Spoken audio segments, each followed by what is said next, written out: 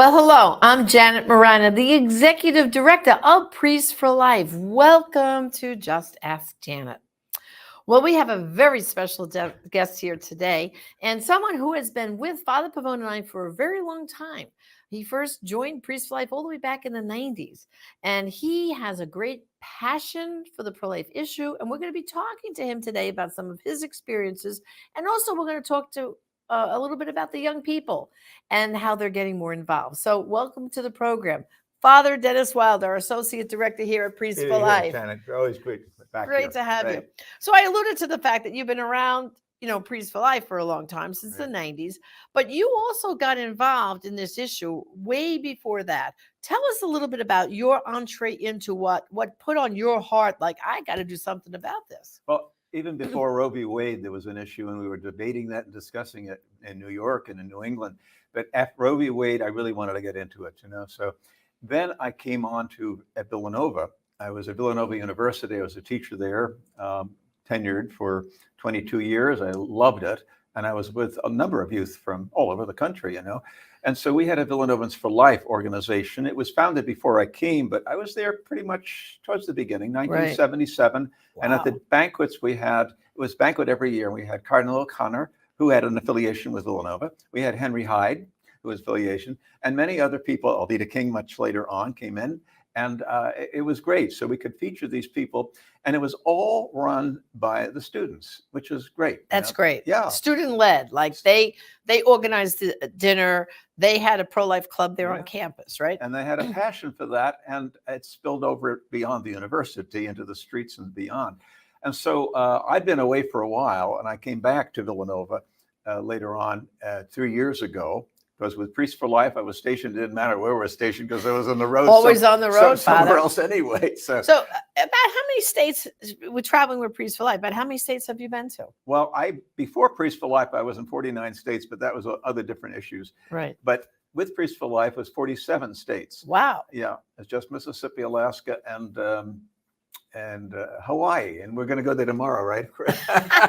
You wish.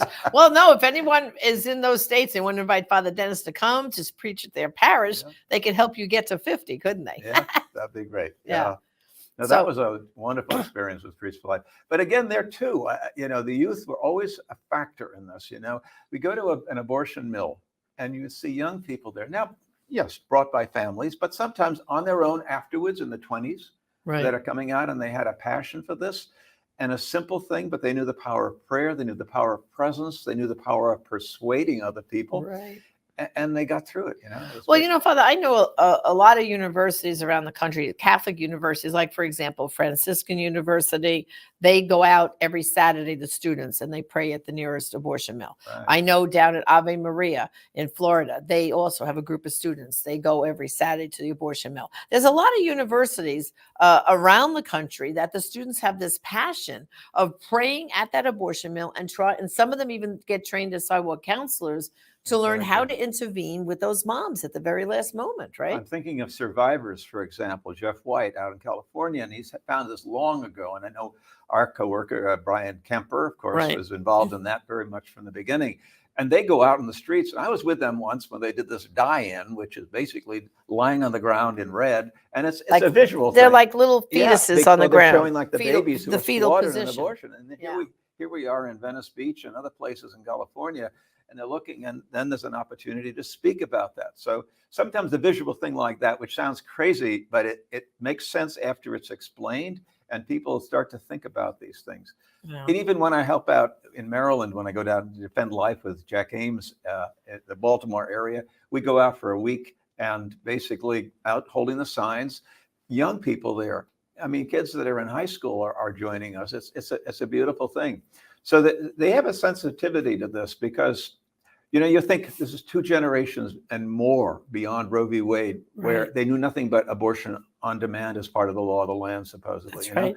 And they have to feel like they have, like you said, they've survived, and it could be them. Absolutely. Had their parents not wanted that child, it would have been perfectly legal to have them destroyed. And I think that's part of that passion to see, definitely.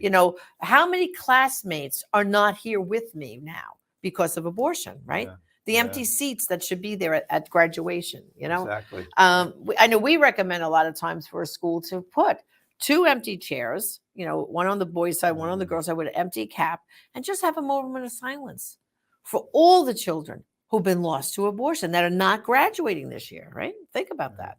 How many students would be graduating this year if it wasn't for abortion? Sure. The numbers are staggering numbers.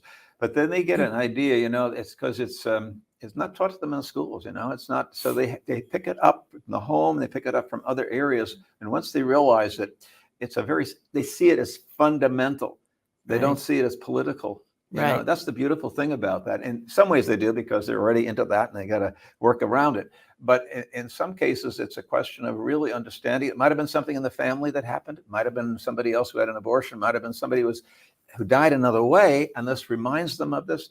But in any case, they become very much aware of this. And in the dinner I went to recently, which was last Saturday at Villanova, it was Sunday rather, it was a very nice banquet, probably the best that they had, although they've had them every year. And the students themselves, and we can see this in some of the pictures that will be shown in this, that shown that the students themselves gave a speech to talk a little bit, different areas as to why they came in, what attracted them to it, and what do they try to get out of it. So many different things, And again, that's not my generation. Life is life, regardless of what generation you're in, defending that. But the way they do it and the understanding that what they're coming from in a post-Roe generation or two, their parents even in that generation, when they rediscover it's a different thing. It's a very powerful message to speak to people out there who are not churched, who are not people who are involved in a background that knows that it's being taught human life, but they pick it up and they get it. Right. So the Villanovans for Life, like you said, this has been for decades now, this youth group there on the campus. 1973, I believe it was founded. Founded. Okay. Yeah. And then every year they have this dinner that you just went to. Right. Who do they have as their keynote speaker? They had Monique Ribeiro. I don't know if you know her, but she's an obstetrics and gynecology in Pennsylvania, and very, very strong. And I'm glad you brought that up because her message was what you do at abortion mills. She says, don't always go the step further. If you think, that's not going to work, try it, pray it, and try it. Go further. But also the peace and the gentleness, the charity, the love, both for the workers as well as the mother who is, trapped by this thing, and the baby, of course. But she had a very lovely way, but she's very, very strong in this whole thing. And she goes down. She's down every Saturday or every time that they have the vigil at Planned Parenthood at 12th and Locust in Center City. Right. And by the way, Sunday she's going to be one of the speakers at Independence Hall in Philadelphia. Wow! Independence Hall is a very significant thing in our country. Of course, and absolutely. Of course, the idea of the baby being independent from the killing and all the rest. But she's going to be one of the speakers. And at 8:00 at the cathedral in Philadelphia, they're having a mass. The Archbishop will be doing that. And I have to hats off to the Archbishop. He's been very active and comes along in the marches as well. We will go from there down Ben Franklin Parkway, which is a big Champs-Elysees of Philadelphia. And it gets to the City Hall, around there to Planned Parenthood, and then get on to 12:00 noon. They're going to have speakers there, and there are about 5 or 6 speakers that are very, local, but very, very strong in this area. Right. So that goes on every year. That is a little bit more than what we usually do. That's the March for Life Philadelphia. Mm-hmm. But every month that there are people from Villanova, from other universities and high schools, again, the youth that are coming out, and it's amazing to see what they do. Yeah, they were down to the March for Life, and there's pictures that we show in this that have pictures in front of the Immaculate Conception Cathedral Basilica in Washington with all their blue hats and the rest. It was good. That's great. And now, Father, you did mention, I know every year you go with Defend Life in Maryland with Jack Ames. It's the Face the Truth tour. Right. I've had Eric Scheidler here on this program where his dad, Joe Scheidler, started that whole thing about Face the Truth, taking the pictures of the victims of abortion and showing like the live baby, showing the baby alive inside this mother's womb, but then showing what abortion does to that same child. Now, you've been out on the streets for years doing this. what can you say? Because most people think, oh, you shouldn't be showing those pictures, but you have actually experienced conversion, haven't you? Oh, definitely. And I remember one case, it was last year, and the lady was in the car, and we got talking a little bit. We pulled over out of the traffic, and I was with her for about 45 minutes to an hour, Wow. talking about her past abortion. And the terrible thing is what Satan does. He wants to say, you're no good, you're no good, you're no Right. good. We do it in other areas of life, but this one especially, because it's so remote. You're not there doing it with tons of other people. You're doing it, and you hold that in over the years, that Right. abortion. And so, anyways, she was talking about that, and we got her. It wasn't a question in this case of not having the abortion. She already had the abortion. There were other people though we had saves though on that, and there was a save just in Westchester, Pennsylvania, at the Planned Parenthood there. With 40 Days for Life, another great organization, and many young people at that. But that's what happens. There are different things. In this case, which she didn't, she was a conversion of heart. This was just as important to get that person back to knowing that God loves her And forgives. and forgives her, of course. Right. But there are other cases where I was in Kentucky at one place at a Planned Parenthood, and somebody appeared on the scene that I was a guest, of course, and so I was ushered in. But she said, "Oh, there's a lady here I haven't seen before. I don't know what that's about." And they said, "Yeah." So I talked with, "Oh, Father, I'm glad you came. My daughter is planning to have an abortion here in 2 days, and I've done everything I can to try to stop her, but she is so insistent on this thing." So I said, "Why don't we give her a call?" So we called her. We luckily got through and talked, and she said, "Well, I know, I hear, that things are going to happen to me later on in life, but, I don't." So she spoke that way, and I figured it's not working, but I didn't give up. I prayed and said, "Well, do you know that 4 months later, maybe 5 it was, I got a letter in the mail from the mother and from the daughters about the fact she did not have the abortion. She kept the child." So we don't know. We don't know what's going to happen. We think sometimes, oh, it's over with, and no. Right. And that's why Monique was saying, and Don't you give say, up. don't give up. Continue always on this. Yeah, in a gentle way, never screaming or yelling, gentle way. Yeah. Because, it is deep down, we know by experience with the women from Silent No More in their testimonies, most of these girls are going in for that abortion, not because they're just freely wanting to, let me just go have this abortion. Some of them are afraid. Like, I bet you that girl was afraid. What's going to happen to me with school? What's going to happen? I have this dream of, going to college or, some sort of career. And they get so fearful that they think, you know what? They're selling the abortion. Planned Parenthood does, like, it's no big deal. Have an abortion today, go back to school, work tomorrow. No big deal. Right. But we know it's a big deal. It's going against God. They're already a mother, as you like to say, Father. And they're going against their very nature as what it means to be a woman. Yeah. And so sometimes the gentle talking about, you can get through this. You're strong. You're already maybe about 2 months pregnant. What do you got? Another 7 months? That's nothing. And the other thing, Father, most people don't realize in our country that we have safe haven laws in all 50 states, right? That you could give birth to that baby and walk out of the hospital and say, I can't do this, and no complications. That baby will be taken care of, placed for an adoption, and you don't have to sign anything or do anything. You could just walk out. And, we really need to, trumpet that more, wouldn't you say? Yes. Yeah. There are even centers where you can drop off a child in a safe, I've seen them. Kiosk of sorts. Yeah. And all the fire stations too, Father. Yes. You can drop them off there too. So there's a lot of options. But I think I see more and more young people, like you're saying, Father, getting involved because they get it. They don't even understand why people have it. And the fact that so many abortions now are occurring, even like when we say they're passing these laws for abortion to birth.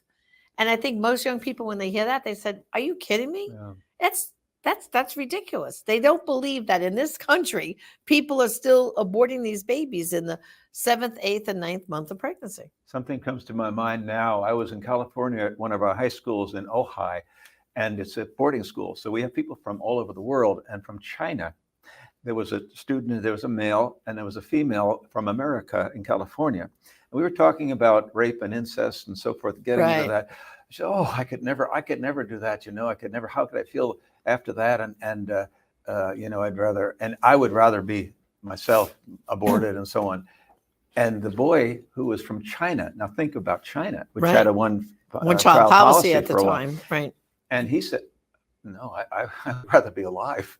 Right. I mean, here we are. We're not talking politics here. We're talking about life here. Right. And she was talking politics because she's been already programmed, exactly, manipulated into this whole thing. And he may have been too, but I don't know. But at least he's speaking from survival. Yeah. Well, Father, only 1% of all abortions are because of rape and incest. Of course, yeah. And Dr. David Reardon, a researcher, has done so much research that, women who, and we know this from Selwyn and Moore too, women who've had been raped and have the abortion deeply, deeply regret the abortion because that's been a trauma on top of a trauma. And yet they've interviewed women who were raped and gave birth to the child. And they said that didn't traumatize them further. It was a healing moment to see that baby. Yeah, that beautiful book called Victims and Victors. Victims and Victors. Very good. And David they three Reardon. different groups in there. And what you're saying is that she doesn't want to get rid of the child. She wants to get rid of the horrible trauma. Right. And you don't get that by killing the child. No. So she feels that invasion the first time. What is an abortion? Right. An invasion. Again, It reinforces what she already suffered. That's right. Well, Father, thank you for such a great discussion. Yeah. And I hope if anyone's interested in having Father come to your parish or I know you give piano concerts too, go to our Priest for Life website, priestforlife.org/speaker request, and we'll get you out there. And maybe those last 3 states that you have to make. Okay. Yeah, Father? we'll get those in too. Okay. Thank you for joining me today. You're welcome, Janet. Sure. Well, brothers and sisters, thank you for joining me too. And guess what? Before we go, you might have liked my little water bottle I have here. And like we were saying, Planned Parenthood is not the place to go. And the person who should be planning parenthood is God. And that's what my little water bottle says. Let God plan parenthood. This is the newest product we have here at our online store at prolifeproducts.org. So please visit our online store. We have this in t-shirts and little buttons, and we can spread the word that only God should be planning parenthood. Well, thank you for joining me today on Just Ask Janet. Until next time, God bless. I will be saved.